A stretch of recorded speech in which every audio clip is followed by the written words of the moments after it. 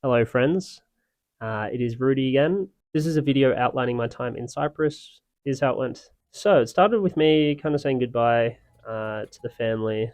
I planned on coming back to Turkey, so I wasn't too emotional of a goodbye.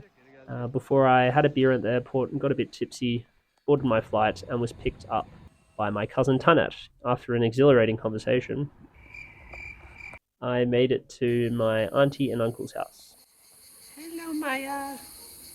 After a wholesome family dinner on the first day and a much needed rest, I decided that I would check out the Greek side of Cyprus whilst everyone was still working and I had the time to do so. I was dropped off at the border by my uncle Bilal. Turned out to be a bit more difficult than expected through the first round of security. We just passed the border security over there. I was actually held up for a decent amount of time because I went to the Turkish airport. They were super sus, but anyway, they couldn't understand English, so we move. The center of Nicosia, which is the capital of the Greek side of Cyprus, definitely a lot more lively and developed than the Turkish side.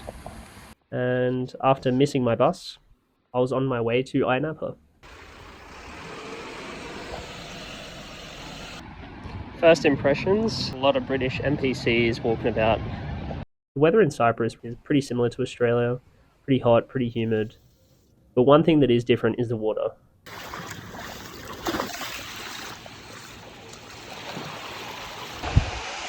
We found a spot, chilling.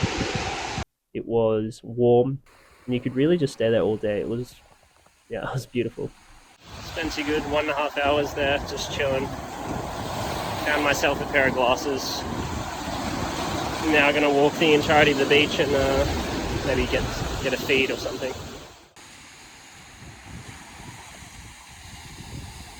After a relaxing day exploring Ayia Napa, I got back to the Turkish side in the evening, and it was really interesting to compare the two sides of Cyprus. Turkey was really underdeveloped and very much a broken state with regards to its public facilities, whereas the Greek side was way more developed, had way more tourists, and was in better economic condition. That's for sure. Just made it through border security to make it back to the Turkish side, and it was pretty easy. Just set up a tourist, but crazy how you go from zero Turkish speaking to all Turkish speaking within 100 meters. That evening, I also ended up watching a Besiktas match with my cousin's friends at their flat. The following few days were really just spent exploring Cyprus itself and spending time with my family. I now have a niece, I guess, called Asev, who's very cute. Bana verebilir misin onu? Sağ ol, sağ ol, sağ ol. Bana. After some more family arrived that evening, we went to a wedding. In Turkey and Cyprus, it's this culture where even if you don't know the people at the wedding, you kind of go if there's some distant family member. So I guess that's what I did.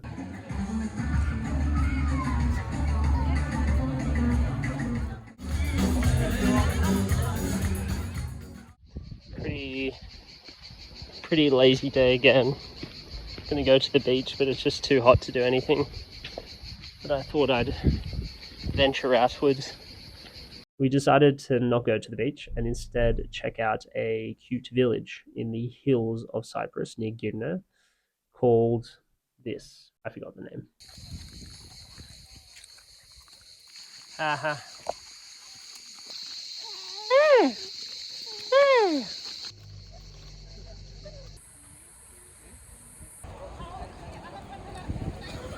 The next day, I went on a bit of a journey back to Girne to see a few old friends of ours, Karina and Mehmet. They were the first friends that my parents made in Wollongong when they migrated over in 2004. And since then, we've been keeping in touch. We are waiting for Karina now.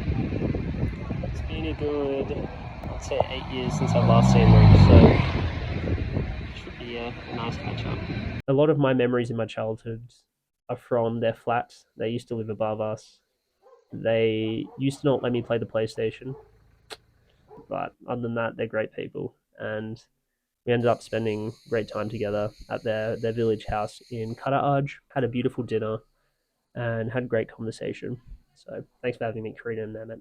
I guess after this adventure, it was back to spending time with my cousins, and this time we decided to check out the abandoned city of Marash, which was really interesting.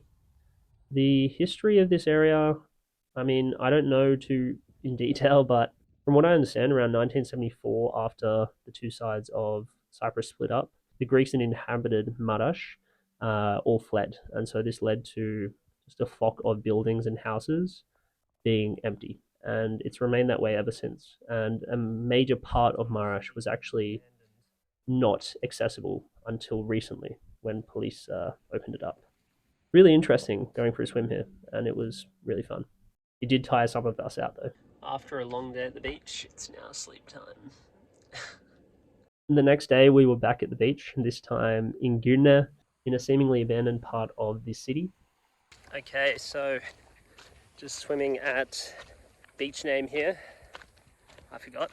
But yeah, I don't have swimming goggles, so I'm now going on a 1 kilometer walk to get some goggles. It's a really weird entrance. This is the entrance to the beach. This is the outside.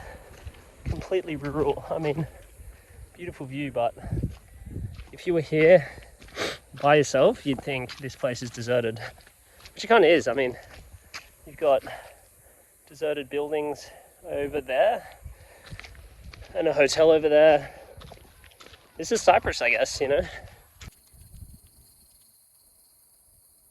After a successful trip to get some goggles, it was back home and back to drinking with my cousin Tanat and his friends. We ended up going to a place called, I forgot what it was called, but it was pretty fun. We cooked some meat, had a few glasses of raka, and listened to some music. This is pretty traditional for Turkish Cypriots, and it was interesting seeing their culture and getting a local's perspective. These were really the main highlights of my time in Cyprus. I really enjoyed it. For the rest of it, I mostly spent it doing some admin work, chilling with family, and playing with the dogs. But yeah, it was a really interesting place, and I think it has a lot of potential. But it seems like public funds aren't being spent optimally, um, and they're very dependent on the Turks for a lot of their water resources, electricity, etc. And so, I mean, hopefully it improves over the coming years, but nothing's certain in these parts of the world. But in the end, it was a great trip. So after saying goodbye, it's back to the airport and on my way to the next journey. So thanks for making it this far. If you want to, chuck a subscribe, but if you don't, that's all right too. Anyway, see you in the next one.